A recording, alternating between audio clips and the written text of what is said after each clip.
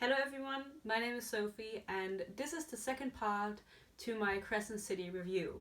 I filmed the first part and I just decided that I would split it up into two because it would just be too long if it was one video. The first video I made focuses on how I thought that the whole plot was stupid and didn't make any sense, so if you want to check it out, visit my channel and you can watch it and enjoy my ranting.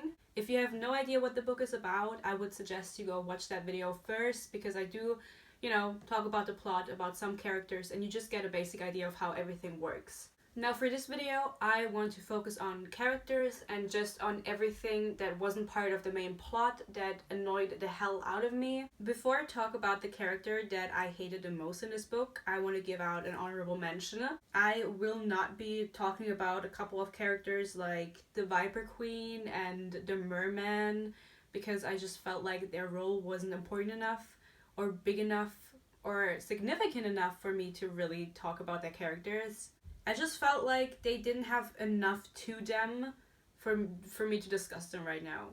So the person I want to mention that I hated, but not the most, is Jesiba. Jesiba is a witch and she is Bryce's, who is the main character by the way, she's Bryce's boss. Bryce works at a reseller shop that is Jesiba's, and there's a hidden library in the basement and she's also protecting that because the books are illegal in there. I think Jesiba only appears at the very end of the book during the summit where all the higher ups in the city come together to discuss the problems at hand.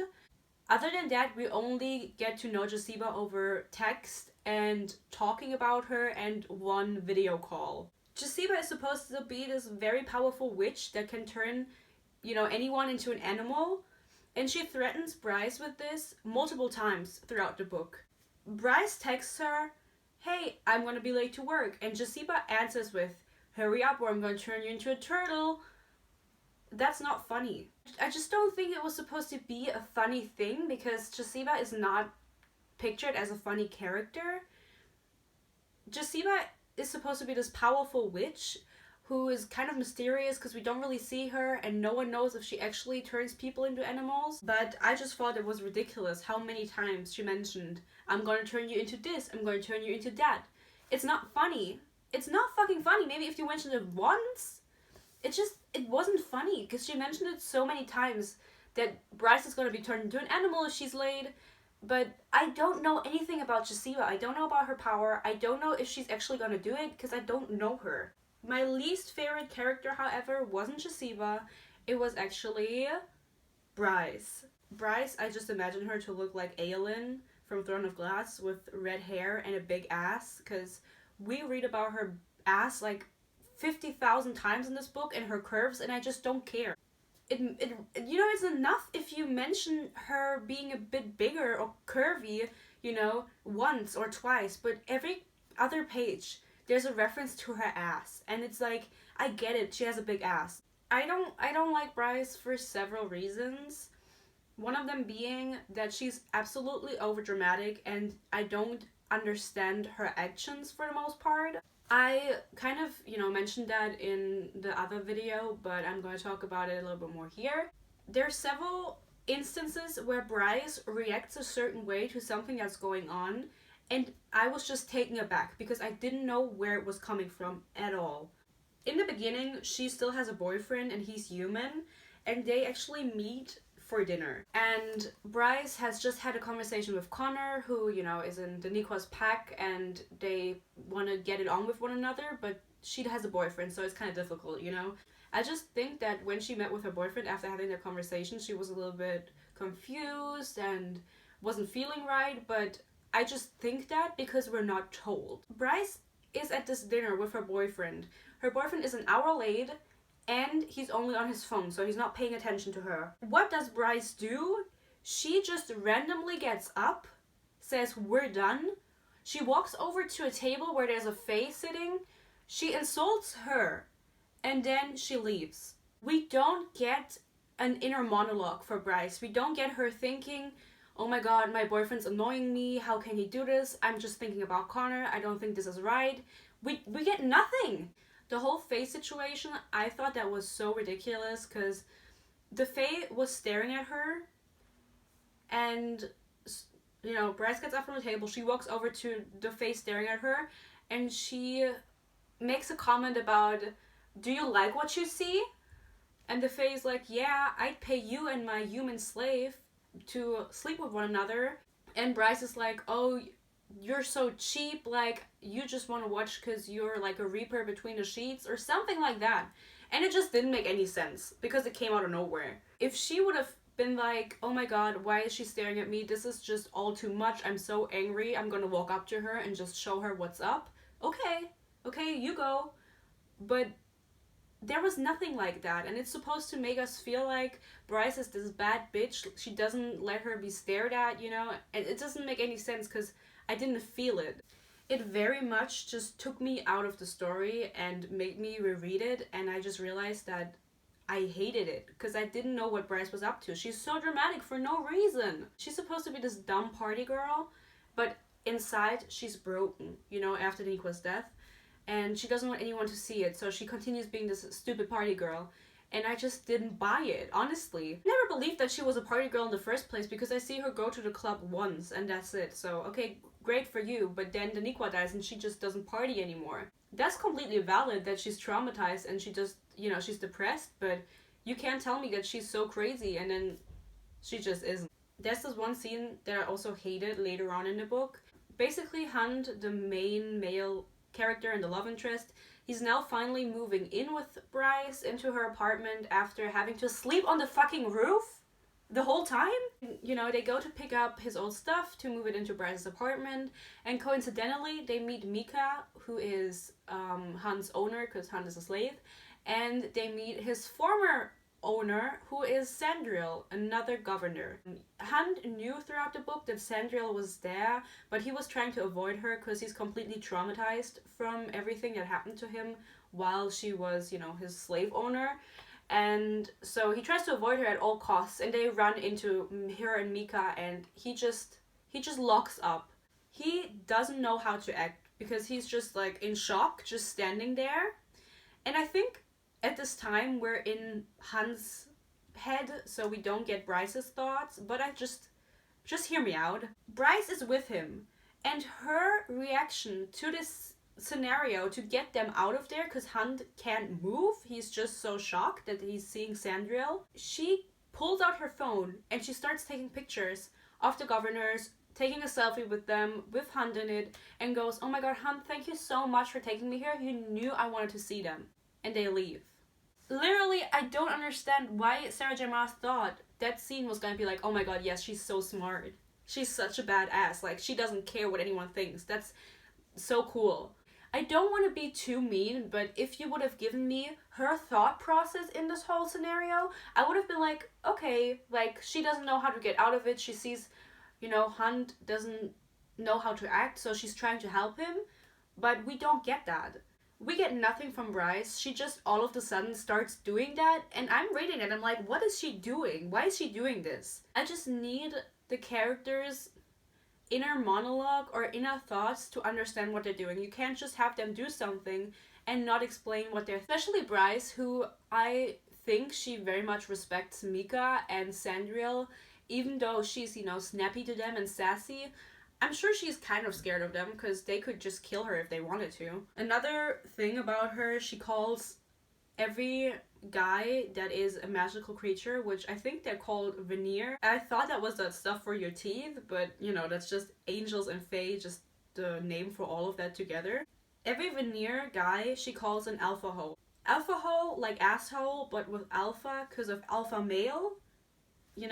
Big brain energy. She does this unironically. She genuinely uses this as an insult and to talk to Hunt, and she calls him alcohol at one point, and he literally goes, "What the fuck are you talking about?" And I was like, yes, Hunt, ask her, because I don't know what she's talking about. This was supposed to be a funny, quirky thing that Bryce says to guys, but I just didn't buy it. Sarah J. Maas never shows us that Bryce that had a bad experience with a guy that was veneer, with an angel, with a fae. And so I don't understand why she's calling them alpha holes if she doesn't have any dirt on them, if they never done her dirty, you know what I mean? We never get to see it. But I never get to see her be with a guy like that, and a guy treating her the way she describes an alpha hole to be, you know, possessive, aggressive, stuff like that. So I just didn't get what she was talking about. She kills Mika in the end. She shoots him in the head, slices him up, and vacuums up his ashes. You go, girl, you know? She literally kills Mika at the end of the book and then goes on without thinking about it even once after that. At this point in the book, Mika is dead after he tried to activate the horn, which is Bryce. So he blasted power into her back. And wanted, you know, to see if portals are gonna open. They thought that nothing happened, but outside in the city there were like 6 portals open into hell, which demons were just sprawling out of and killing people and all of that. It's not a good situation to be in, so Bryce immediately goes outside when she's killed Mika to help the people who can't defend themselves. She literally just killed the governor and she could be executed for that, and she's like, I'm not gonna think about it, whatever, fuck him. And her actions just are out of the blue so many times, or her thoughts don't make any sense, and it wasn't enjoyable. I think the reason I hate her the most is simply the fact that she has no personality. Sarah J. Maas tries to make us believe that she loves dancing, which I never get to see her dance. In the beginning of the book, she comes back to the apartment after dance class, you know, I think that's described. But you never took me to dance class with her. And after Daniqua is killed, you know, you never show me what she's like in dance class or when she's dancing, what she feels, how it makes her feel like powerful and good about herself. I never get to see that. In the beginning, she does go to dance classes, and after Daniqua is killed, she stops dancing altogether because she's just depressed, you know. So that's fair enough. But you can't tell me she's a dancer and then while she's still dancing in the beginning, never show me it. You know, it doesn't make any sense to me. So I don't believe that she dances at all. That's just me. Bryce doesn't have any motives or interests in anything. Her only goal in this whole book is to find Daniqua's killer. Which brings me to the fact that Bryce's whole personality is just Daniqua. Outside of Daniqua, Bryce doesn't care about anything while she's alive and when she's dead. I just feel like there's nothing that she just does, you know? She's just Bryce, and when anyone asks her about anything, it's always Daniqua and I hate my dad and fuck alpha holes. And that's it. She's just snobby and sassy and she loves Daniqua, and that's all there is to her. We don't get, you know, it's just, what does she do in the whole book besides try to find Daniqua's killer? What does she do? She doesn't do anything. I think the biggest flaw this book has is the fact that Sarah J. Maas decided to not make Daniqua and Bryce gay. She could have made one of them bi, one of them lesbian, pan. She could have done anything, but she decided to just not do it. This whole Connor arc in the beginning could have been left out so easily, because I don't care for Connor. There's no point in him being there. Or, you know, Bryce's boyfriend could have also been left out because there's no point in him, because what's the point in having a boyfriend when she just breaks up with him immediately after we meet him? Her whole personality is Daniqua. She loved Daniqua so much. She did everything with her. If they would have been dating, she would have, first of all, you know, saved her much controversy, and second of all, it would have been cute and it would have fit. Hunt even asked Bryce, were you and Daniqua lovers? And Bryce says, you know what, no, like, we really loved each other, but no, like, I don't know, blah, blah. Girl, just say yes. Just, you know, it would have made so much more sense, because I would have totally bought it. It would have fit so perfectly, and I just don't get why she didn't do it, honestly. Such a wasted opportunity. If Bryce had been in a serious relationship, you know, and had other interests than Daniqua, I would have said, okay, you know, it fits that they were just friends, but literally no, it's all just about Daniqua. This whole book is about Daniqua, and you decide to not make them gay. What is up with you? That's it about Bryce for now, what I noted down. And so I'm going to talk about my most favorite character of this book, because there is someone. Before I talk about that character, I want to give out some honorable mentions, again, of characters that I did like. First character I liked is Jesiba, which is a fire sprite. Jesiba is a little fire sprite that works at the library with Bryce, and she watches over the books, because some of them, you know, are like that book in Harry Potter that tries to bite his hand off. So they need to be watched over. She was really cute. She just was there sometimes for comic relief, and I really liked her. Jesiba dies at the end. She sacrifices herself, but you know, I felt like it was very fitting and it made a lot of sense, and I really liked her for the time that she was there. Another honorable mention is Bryce's puppy, because she does have a dog that's not a dog. I can't pronounce the name of the puppy, so I'm just gonna say puppy, but it was cute, and you know, I liked it. It didn't add anything to the story, but it was cute to be there, you know? It was just a plot device at the end, because Bryce has to save it, but I still liked it. And then my last honorable mention is a guy called Adidas, which, that's not his name is Adias, which, Adion, does it sound familiar? Because I can't hear a difference. His name is Adias, but I'm going to say Adidas because that's what I was reading when I was reading the book, because it literally looked like that. He's one of the princes of hell. There are different levels of hell in this world, and he rules over one of those levels. He can be summoned just like any other demon, and Bryce does that without telling Hunt, and so there's just this demon in their living room at one point. He doesn't really do much, but he just seems to be really important for the next books, so I'm excited to see more of him, because I think the concept is really interesting of there being princes of hell and them being summoned and maybe not being completely evil, you know what I mean? Because he doesn't seem evil. He also has this conversation with Jesiba at the end about Hunt's dad, because we don't know who that is, and that also seems to be something that we're gonna get revealed in the next books, because apparently Jesiba knew Hunt's dad. This gives me the perfect segue to talk about my favorite character, which was Hunt. It was very clear from just reading the summary of the book that Hunt was going to be the love interest, because, you know, who else? People think that Sarah J. Maas is going to give Bryce a different love interest as the books go on, but I don't think so, because they've been through a lot, and I don't think she's going to just switch him out for someone new. I very much love Hunt. I think he's a great character, and he's so different from Bryce that it hurts. He has genuine interests and motives and goals in his life, you know, not like Bryce, because she is just Bryce. She doesn't do anything. Hunt was part of the rebellion a couple hundred years ago against the hierarchies of the world, and then in turn was enslaved. He wants his freedom back. He still is against this world, against the system, and he reiterates that he wants to break free. He feels like a genuinely real person in this book, not like Bryce. Bryce feels a little over the top, a little out of this world, whereas Hunt is one of the best characters I feel like she's ever written. As of now, I don't know how he'll develop, but right now I think he's one of the best characters ever. He has a personality. He loves to just chill and watch this sunball, which I don't know what sunball is, if it's baseball or football, we never explained, but he loves watching that and just chilling. He cooks a lot, you know, and he's very sassy and everything, and I think it fit his character very well. I also started liking him the second he asked Bryce what the fuck she was talking about with this whole alpha hole thing, because I didn't get it, and neither did he, so I was like, you know, we understand each other. Hunt is Mika's personal assassin, and he is known in this city as the Umbra Mordis, which means shadow of death. So he's very feared and very scary.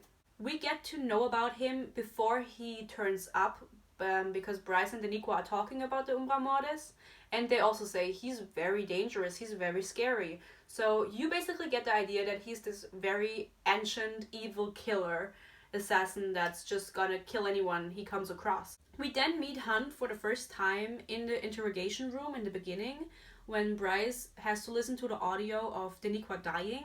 Hunt is the only person in this fucking room that goes, turn it off. What are you doing? This girl is so through with it. She's so traumatized, and you're playing this to her right now? Are you fucking crazy? No one else does this. He's the only sensible person in this fucking story, you know what I mean? Hunt has this deal with Mika that if he goes ahead and kills as many people as everyone killed in the rebellion, Mika is gonna set him free, and you know, he doesn't have to be a slave anymore. Well, that's why he's a personal assassin and actually kills people for Mika, but he hates it.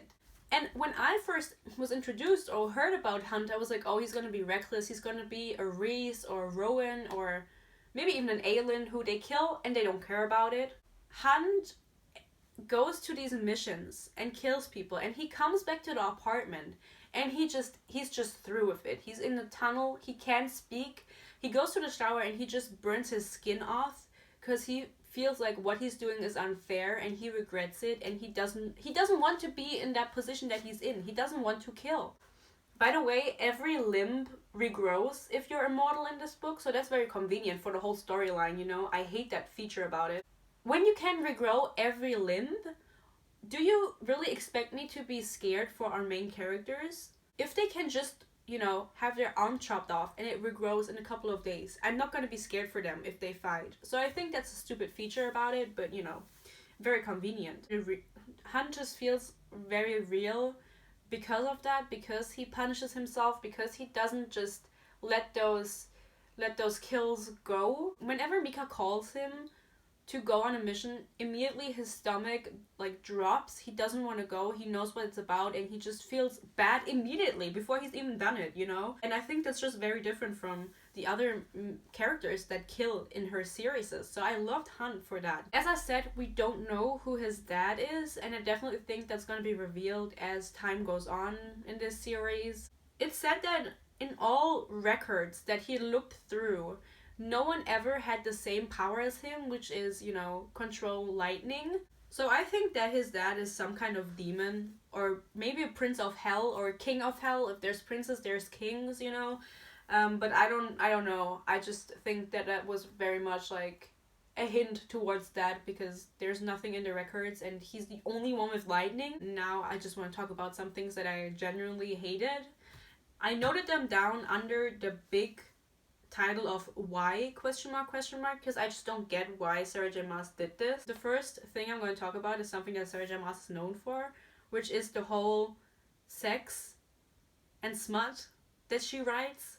They don't have sex in this book. They don't. They think about it so much and they talk about it so much. From the beginning, we have so many sexual references and so many things have to be sexualized, but they don't do it. They don't sleep with one another, and I was aggravated.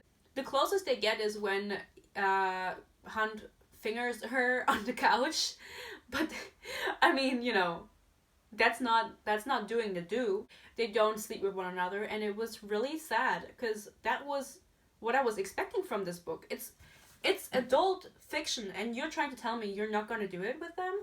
This is a waste of my time. I was very surprised that she didn't put any sex in there. Maybe there was a reason for it. We didn't get anything. We're going to get double the load in the following books, but, you know, very disappointed in that.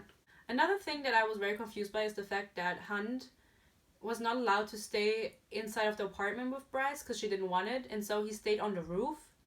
As far as I'm concerned, he stayed there 24/7. I have several questions to that. Does he sleep there? What if he has to go to the toilet? And what's with his wings? Hunt has angel wings. He has gray feathery wings. And you're trying to tell me that this bitch can fucking fly in the rain? He flies in the rain several times, even carrying Bryce. And I don't know if I believe that, you know? I just feel like that's stupid, and I feel like it would have made more sense if she gave them that little disadvantage of not being able to fly when their wings are wet, because now they're just superior, you know, because they can fly whenever. We have male and female every other page as for describing characters, and it was so annoying. This was the first book of hers where I really paid attention to it, and it was literally on every other page. Whenever I read it towards the end of the book, I tried to find substitutes to put in, and I found like 5 different ways to describe the character, but no, she had to go for male or female every single time. I don't mind it if you do it occasionally, you know, sometimes it just fits. But doing it all the time, it just seems a little excessive to me, and it was really annoying and hard to read at times. Like, do you not know how to do different sentence structures? I don't know if you know how to do that. She never explained the whole concept of slavery. Slaves like Hunt get a tattoo on their wrist, which I don't remember what that is, but they also get a tattoo on their brows. And that, you know, shows you that they're slaves. That slave tattoo is done with witch ink, which I don't know what witch ink is, if that can only be put on by witches, if it can only be removed by witches. We never get to know. The reason I'm mentioning this is because I don't know how slavery works in this book, and it's something that plays such a big role because Hunt is a slave. We don't know if Hunt can actually disobey Mika and his orders. In the summit, when Sandriel was Hunt's new old owner, I don't know if she told him to shut the fuck up, but he couldn't speak. So maybe it works that way, that you have to answer to what they're saying if it's an order. But I don't know, because we're not told. I'm just going to read out the title of the book to you for a second. Crescent City, House of Earth and Blood. Now, you might be like, okay, Crescent City is, where it takes place, but what is House of Earth and Blood? I don't know. I don't know how the houses work. And it's literally on the cover of the book. And you're trying to tell me that you're not going to explain in depth how it works and what they mean? Maybe she mentioned it in the beginning because there were like 30 pages where she was just bumping information out and out onto the reader. But obviously, if you give me 30 pages of just information, I'm not going to remember it, You have to put it gradually into the plot and into the story and make it make sense. I'm not going to remember if you just put it out there and, with no connection to anything else. I just know that every house has a ruler and that the Fae are part of the House of Sky and Breath, which is a stupid name. I don't know what the houses are good for. I don't know where they stand in the hierarchy of the city, how you become a part of the houses, if you have like special membership presents that you get. I don't know how it works. Literally, it's not explained. And I don't even know which house Bryce is part of. The Autumn King, which is the Fae King, is her dad. And obviously he's part of Sky and Breath. And I think he wanted her to become a part of that and then make her a full citizen of Crescent City. I don't know if she accepted or not. I don't think she did, but I don't remember because it doesn't matter in this book. Houses don't matter. If you put it on the title, I feel like you should explain it, and it should play a role. It's not of importance in this book what house you belong to and what these houses mean, and so I don't know why it's here. If you made Daniqua and Bryce gay and cut out the Connor and boyfriend shit at the beginning, you could have had those pages, because this book is 800 pages, you could have had that space to just explain to me, while in the story, what the houses mean. I think it's just kind of difficult because there is no character in this book that doesn't know what the houses mean. They're all part of a house, and so Bryce doesn't have to explain it to anyone, which would have been the perfect opportunity to explain it to the reader. You see, I keep saying I don't know, because I feel like so many things were not explained, and if they were explained in a way that I forgot them, and that's not what you want as a writer, right? If we circle back to Sandriel, the governor of another place, I don't even know what that place is called.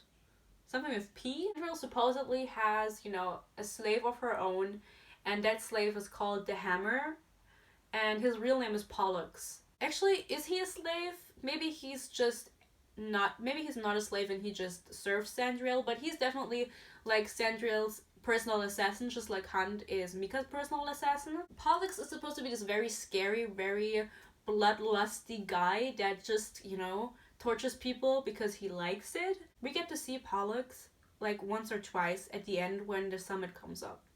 We have so much fucking build up because Hunt mentions him several times.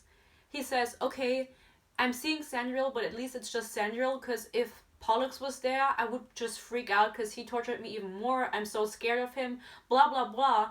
And we never get to see Pollux do anything. I don't believe that Pollux is so scary if he's not gonna at least break some bones.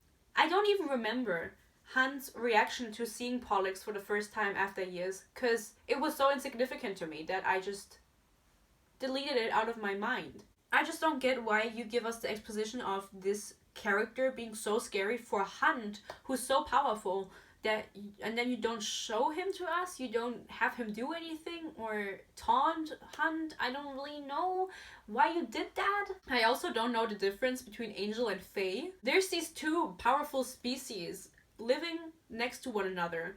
Fae have magic, angels have magic, and you don't explain to me what the difference is between them. I don't know who's more powerful. I don't know if there was ever like a brawl between them, who's supposed to be superior. I just feel like the things I'm mentioning are fundamental because they play a big part in the book, or they're mentioned again and supposed to play a big part. And you can't just set things up continuously and not act on any of those things. I don't have a problem with her setting up Pollux as someone who's going to play a role in the second book, or Adidas who's going to play a bigger part in the second book, but you can't do that with everything and not explain anything at the same time. You know what I mean? If you want to become immortal in this world, you have to make the drop, which is basically spiraling down into your own power and then having 6 minutes to resurface. Sounds very dramatic, you know? So Bryce doesn't have any power, essentially, and that's what we're told. At the end of the book, the portals in the city are open, and there's demons coming in, you know, because Mika activated the horn and opened these portals, and Bryce is trying to protect the city. Not on her own, but these demons are just so powerful, and there's so many that so many warriors are dead already, so she's just doing her best, you know, with a gun. The Volturi's men arrive and they drop bombs on the city to kill the demons, which I think is just a grand idea, you know, just destroy the whole fucking city in the process. I think Bryce was too weak to escape and she was just laying on the street while these bombs were dropping, and one was about to drop near to her. Hunt arrives just in time from the summit, you know, he killed Sandriel, by the way, at the summit, because the Witch Queen removed his witch ink tattoo on his brow, which I don't know what it does because it's not explained, and then he was able to kill Sandriel and, you know, escape to go to Bryce and help her. It's obvious that Bryce is gonna die if the next bomb drops because she has not made the drop. She's not immortal and so she can't regrow any limbs yet. Hunt arrives just in time. He throws himself over her like a shield and he gets absolutely just shattered into pieces. I think he loses his arms, his legs, whatever, you know? He's like basically dead. So Bryce sees this and she's like, oh my god, fuck, what do I do? She runs to the town square because there's this disc there that she needs to make the drop. This disc is described to be as a communication device, like before there was technology, where you could reach every part of the city if you touched it and spoke into it with your mind. It doesn't play a role anymore, so it's described as a place where tourists come and they touch it and they just make a wish, and it takes a little bit of their power when they do that, just a little zip. Bryce touches this and she's like, oh my god, is anyone there? There's no one there, and the person that turns up is the Nikwa spirit. This is so stupid, I'm not going to talk about it because I hated this scene, but basically the Nikwa is there to help Bryce make the drop with the help of this disc. As I just mentioned, everyone that touches it leaves a bit of their magic in it, which is very convenient right now, because now Bryce is able, with the help of this disc, to just take all of that power and tumble down, not into her own, but into the power of the disc. I don't really know how that works, how she can just use an object and take the power from it, instead of, you know, I don't really know how she can just take the power of the disc and make it her own. It's just a convenient plot device that's not explained, and I don't think it's going to be explained later. She takes all of the magic out there and she starts tumbling into that magic, and conveniently, the magic is just at the same level as the Autumn King, which is her dad. So, you know, the way we know this is because at the summit, there's this Declan guy that's friends with Bryce's brother. Some people decided to stay back and not go to the city to help. And so this Declan guy is monitoring everything and still pulling up video feeds, and he's just very smart, and so he can see everything on his laptop, you know. Sorry, but I don't know how he's able to just see which power level Bryce is at, because he just has a video feed. Because doesn't she need to be like hooked up to a machine or something so she can monitor it? Why is he just able to tell? Doesn't make sense, but Bryce drops to the level of the Autumn King, to his power, and that's supposed to be really something, you know, because she had no power and now she's even stronger than her brother and at the same level as her dad. Now, I have an issue with this because we don't know how powerful the Autumn King is. As far as I'm concerned, he has fire magic and he's supposed to be powerful, but we never get to hear a story about what he's done with his power, or we never get to see what he can do with the power. You just get the exposition. Bryce is now super powerful, like her dad, and that's like something. That's really something. But I just don't know how powerful that is. She also faces no repercussion from, getting all that magic. She just feels the same afterwards. I imagine that to not be the case if you just all of a sudden have a ton of magic inside of you when you had none. But I mean, for the sake of storytelling, I'm gonna believe it. Something else that's really important that I have not mentioned so far is the Starborn gift of the Fae. In the beginning of the book, Rune, who is Bryce's brother, turns up in the interrogation room, I think, to get her out of there.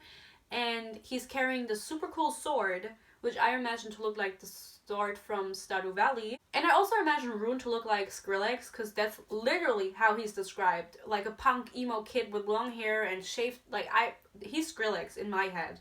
By the way, Hunt is literally described to look exactly like Cassian from the Ekota series, and it was really aggravating for me because you can take any fan art of Cassian and put a tattoo over his brow and it's Hunt. They look exactly the same. I don't know why there's no, difference, diversity, which there is 2 black characters in this book and they're not that important. Everyone else is white. We knew that. That's why I'm not talking about it. It's Sarah J. Maas, it was obvious. Rune turns up and we are in Hunt's perspective, and so Hunt is like, oh, it's Rune, the Starborn heir to the Fae. And we get the impression that it's really important later on in the book, but Hunt literally goes, whatever the hell that means. Hunt doesn't know what being Starborn means, and it's supposed to be this really, really big deal to the Fae, and Hunt is just oblivious to it. I mean, maybe he doesn't care, just like I don't care. It doesn't make sense to me why it's such a big deal if even Hunt doesn't know what it means. Basically, Rune is able to summon a light, but just like a trickle of light, and that is the Starborn gift. So it has something to do with the horn. I'm not sure what the connection between the light and the horn is, because I didn't really understand that whole part. We just know that being Starborn is very important and very rare. So Rune summons this trickle of light, and the Autumn King, who's his dad, because Bryce and him are siblings, he makes fun of him, of his little power, it being watered down through generations, so on and so forth. Rune doesn't really care for anything. He doesn't care for his title or his Starborn gift, and he's actually a really good character. He's very likable. He has a good relationship with Bryce, or a relationship that develops really nicely with Bryce, so I do like Rune, but I just don't really care for him. It's reiterated time and time again. Bryce has no power. Bryce is powerless. There's nothing about Bryce that's magical. And from the first moment that I read that, and that I read that, Rune was her brother and he has the Starborn gift, I was like, she's also Starborn, right? There were several things in this book that were just so predictable, but this was the biggest thing. Sarah J. Maas does this in all of her books, where she just says that something is something, and then it's not. When Feyre in the Ekota series asked Tamlin, if we get married, am I gonna be High Lady? And Tamlin goes, there is no such thing as a High Lady. It was obvious that Feyre was gonna be High Lady later on in the Night Court. I don't mind if I'm able to predict something, but I would just like it to be like a subtle idea with very small hints where I'm like, oh, maybe that could be, and then it's the reveal and I'm like, yes, I knew it. Especially because, we get more and more hints throughout the book, such as the Oracle, which Bryce visited, being blinded when she looked into her future. We also get to mention that there were multiple people with the Starborn gift during the war, with the horde and everything. She reveals this at the end of the book. When the portals are open, she's like, oh, I'm Bryce Quinlan, heir to the Starborn Fae. Here's my light. And she closes a portal with this light, and then, she's exhausted. Hunt comes to save her. She makes the drop. When you make the drop and become immortal, there's a lot of first light that's produced to power the city. And when Bryce made the drop, in the middle of the town square, the whole city lit up, and so all the portals closed. So very convenient. She knew it was going to happen. The first light also conveniently cured Hunt completely from all his injuries, so he didn't die. One of the portals she did close with this Starborn gift, and that's how we get the reveal that she is Starborn. And, I was just reading that, I was like, obviously that was going to happen. I don't know who didn't, I just don't get if anyone didn't see it coming. Like, how did you not see that coming? As I said, there were a lot of things that I left out so far because it's a 800-page book. I'm not gonna mention every single thing. It's already long enough.